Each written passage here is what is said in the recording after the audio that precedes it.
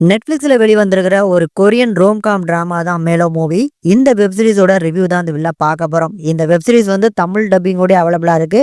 நீங்க இந்த Korean love dramas எல்லாம் விரும்பி பார்ப்பீங்க அப்படின்னா கண்டிப்பா இந்த வெப் சீரிஸை ட்ரை பண்ணி பார்க்கலாம். இன்கேஸ் வந்து கொரியன் டிராமாஸ் எல்லாம் வந்து அதிகமா நான் பார்க்கறது இல்லை அப்படின்னாலும் கண்டிப்பா இந்த டிராமாவை ட்ரை பண்ணி பாருங்க. ரொம்ப சூப்பரான ஒரு லவ் டிராமா அப்படின்னே சொல்லுவேன். இந்த மெலோ மூவி அப்படிங்கிற வெப் சீரிஸ்ல வந்து டோட்டலா வந்து 10 எபிசோட்ஸ் இருக்கு. ஒரு பெரிய லாங் வெப் சீரிஸ் அப்படின்னே சொல்லலாம். ஒவ்வொரு எபிசோடும் சாலிடா 1 ஹவருக்கு மேலேயே ரன் ஆகுது. சரி, இந்த மெலோ மூவிஸோட கதை என்ன அப்படின்னா, படத்தோட கதாநாயகனுக்கு வந்து இந்த மூவிஸ் தான் எல்லாமே. சின்ன வயசுல அவனோட லைஃப்ல வந்து இந்த மூவிஸ் பாக்குறது தான் வந்து பாத்தீங்கன்னா அவனுக்கு ஒரு பெரிய ஹாபியா இருந்திருக்கு.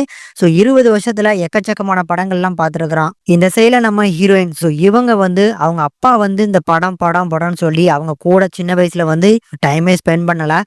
இதனால வந்து இவங்களுக்கு மூவியே பிடிக்காது. ஆனா அப்பா இறந்து போனதுக்கு அப்புறம் அப்பாவோட கனவான டைரக்டர் ஆகணும் அப்படிங்கிற கனவை வந்து இந்த பொண்ணு வந்து நிறைவேற்றணும் அப்படின்னு சொல்லி இதுக்கான முயற்சிகள் எடுக்கிறா.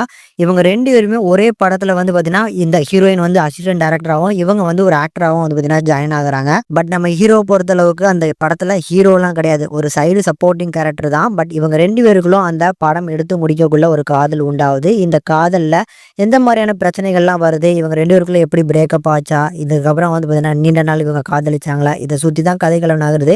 பத்தாத குறைக்கு இந்த சைடில் நம்ம ஹீரோக்கு ஒரு ஃப்ரெண்ட் இருப்பாங்க, அந்த சைடில் நம்ம ஹீரோயினுக்கு ஒரு ஃப்ரெண்ட் இருப்பாங்க.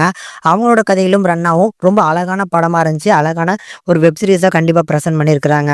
அதுல இந்த ஃபர்ஸ்ட் இந்த வெப் சீரிஸ்ல வந்து தமிழ் டப்பிங்கை ரொம்ப அருமையா பண்ணி கொடுத்துருப்பாங்க. ஸோ இந்த கொரியன் வெப் சீரிஸ்ல வந்து தமிழ் டப்பிங் தான் அந்த சீரியஸுக்கே ஒரு பெரிய பக்கபலமா இருந்திருக்கும். அந்த வகையில இந்த சீரியஸ்க்குமே கண்டிப்பா அமைஞ்சிருக்கு. அப்படி செகண்ட் விஷயம், ஒரு சில விஷயங்கள்லாம் இந்த லவ் டிராமாஸ்ல வந்து இந்த கொரியன்ஸை வந்து அடிச்சுக்கவே முடியாதுன்னு சொல்லலாம். அந்த வகையில இங்க நிறைய ஃபீல் குட்டான மூமெண்ட்ஸை கனெக்ட் பண்ற மாதிரி எடுத்திருப்பாங்க.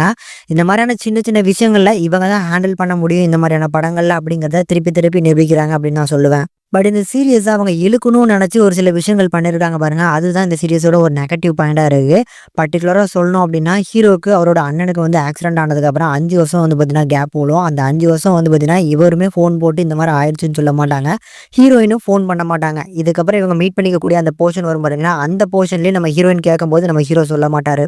இந்த மாதிரி தேவையில்லாத சீனை வச்சு இழுத்து இன்னொரு 2, 3 எபிசோட் போகட்டும் அப்படிங்கிற மாதிரி கேப் போட்டது, அது நான் ஒரு மைனஸாக தான் பார்க்குறேன். ஆனால் அதுவுமே தெரியாத அளவுக்கு வந்து பார்த்தீங்கன்னா அங்கங்கே பிளேஸ்மெண்ட் பண்ணுற மாதிரியான நல்ல ஃபீல் குட்டான மூமெண்ட்டை வச்சு கவர் பண்ணியிருக்கிறாங்க.